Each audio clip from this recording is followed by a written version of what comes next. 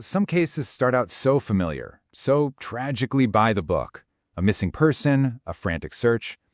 But every now and then, a case takes a turn, and it unravels into something that just defies all logic. This is one of those stories. This is the mystery of the Watcher at 3:17 a.m. Well, for the investigators working this case, that's exactly what happened. Every clue they found didn't lead them closer to an answer, it just pulled them deeper into a mystery that felt less and less real. So it all starts with a premise that's simple and absolutely chilling. A young girl is gone from her home, but there's no sign of a struggle. No broken window, no ransom note, nothing. It's like she just vanished into thin air.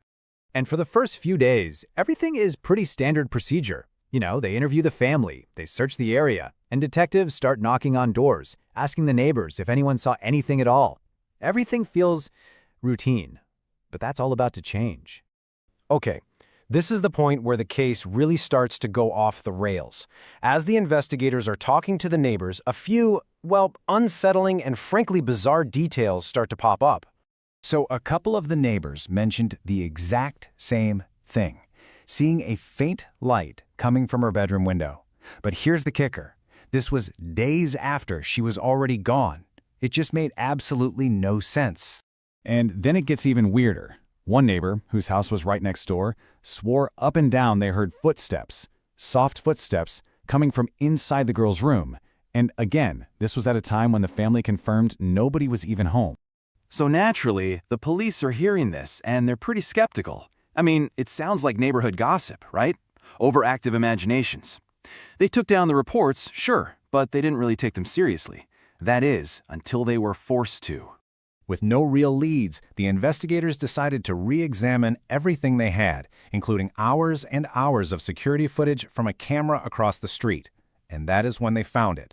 One single, horrifying moment that they had completely missed the first time around. The timestamp was crystal clear, 3:17 a.m. That specific time would soon become the terrifying, beating heart of this entire mystery. And what they saw on that tape? It wasn't a person. It was just a shape, a dark, formless shape, shifting and moving right near her bed. It was there for just a second, and then it was gone. This was the first piece of actual hard evidence that something else had been in that room with her. The family, completely shaken by this footage, decided to search their daughter's room one more time, but this time way more carefully.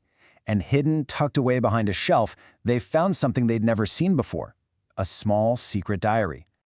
And as they read it, their blood ran cold. She wrote about a visitor she was having at night, someone or something she called the Watcher. She described how it would just stand there in the dark by her bed, whispering things she couldn't understand. What might have sounded like a child's nightmare now had a terrifying new context. The very last entry, written just hours before she disappeared, was the most chilling of all. And it didn't sound like she was afraid. It was almost like she'd accepted it. It just said, "Tonight, I'm going with them. They said it's time." So that was it, her last known words. But as police analyzed the diary, they found one final detail.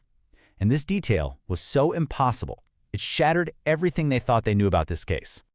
Okay, so get this. This is the detail that just breaks your brain. The timestamp on the security footage, the exact moment that shadow appears in her room, was 3:17 a.m. And the timestamp on her final diary entry, also exactly 3:17 a.m. Not around that time, the very same instant. So, how could she be writing that entry at the precise moment a shadow was standing over her? I mean, the timing is just perfect. Too perfect.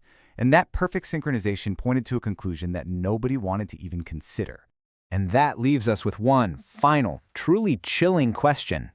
If it was impossible for her to have written that entry herself at that exact moment, who did? Was that final message her own, or was it the last whisper of the Watcher itself?